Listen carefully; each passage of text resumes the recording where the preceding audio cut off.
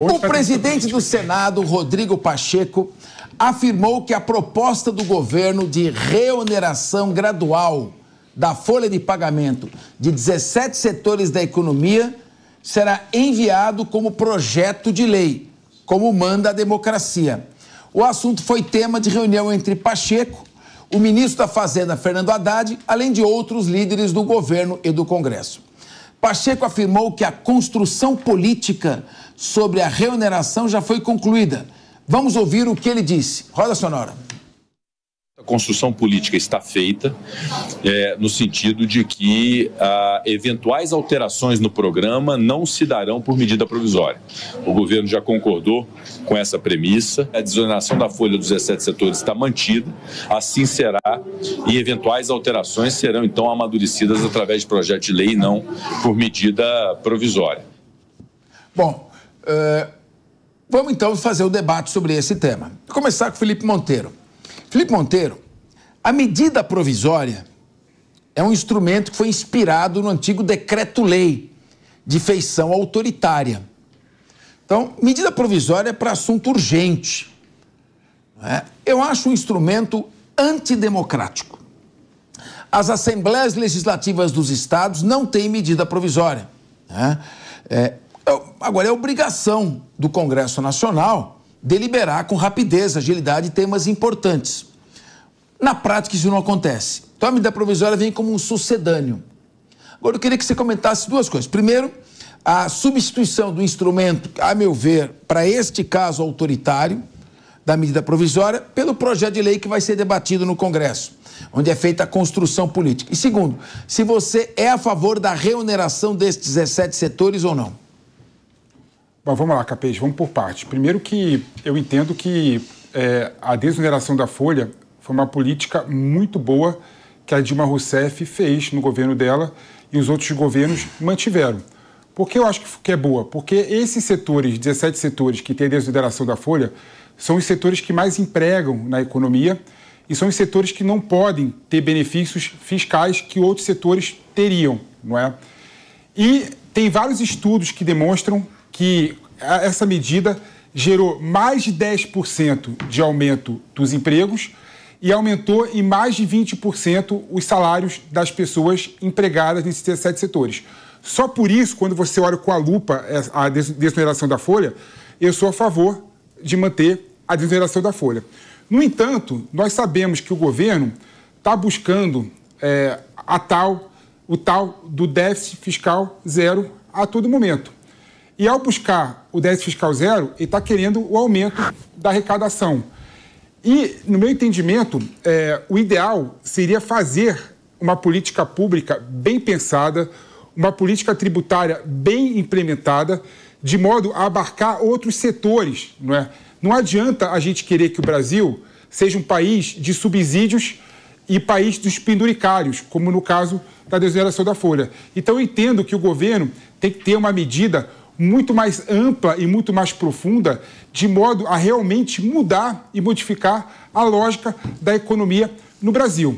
Em relação ao fato da negociação do governo com o Pacheco e o governo que anteriormente quis implementar a reoneração da folha por medida provisória, tendo o Congresso legislado e decidido meses antes, né, eu entendo que essa medida foi, de certa forma, uma medida autoritária do governo. De certa forma. Por que de certa forma? Porque o governo poderia também buscar o judiciário. Porque é bom lembrar, Capês, um ponto que ninguém discute, que quando o Bolsonaro acertadamente aprovou a reforma da Previdência, tinha uma previsão na emenda constitucional que aprovou a reforma da Previdência, tinha lá uma descrição dizendo que parte da parte da remuneração da Previdência viria da volta da remuneração da folha de pagamento.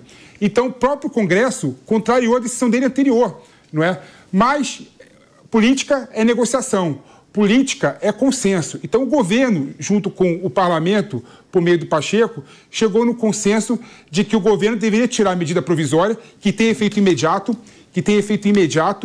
e apresentar um projeto de lei que regula a reoneração da folha. Isso que é democracia de autenticidade. Os dois governos conversam, dialogam, a fim de encontrar o bem comum, de modo a alcançar o interesse comum de todos.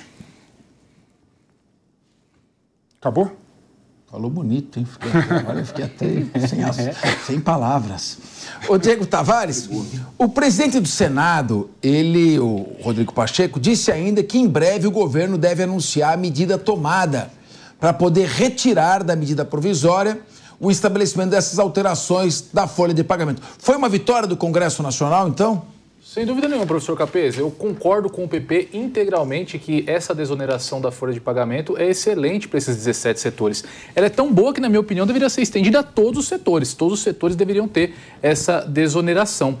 Mas eu acho que o que mais se ganha com essa dinâmica na qual o parlamento saiu, acho que com a sua personalidade um pouco elevada, com a personalidade um pouco mais impressa, mostrando, principalmente na figura do Pacheco, que tem sim o seu protagonismo e que não vai admitir ser destratado por outros poderes, eu acho que é o enfraquecimento da utilização da medida provisória.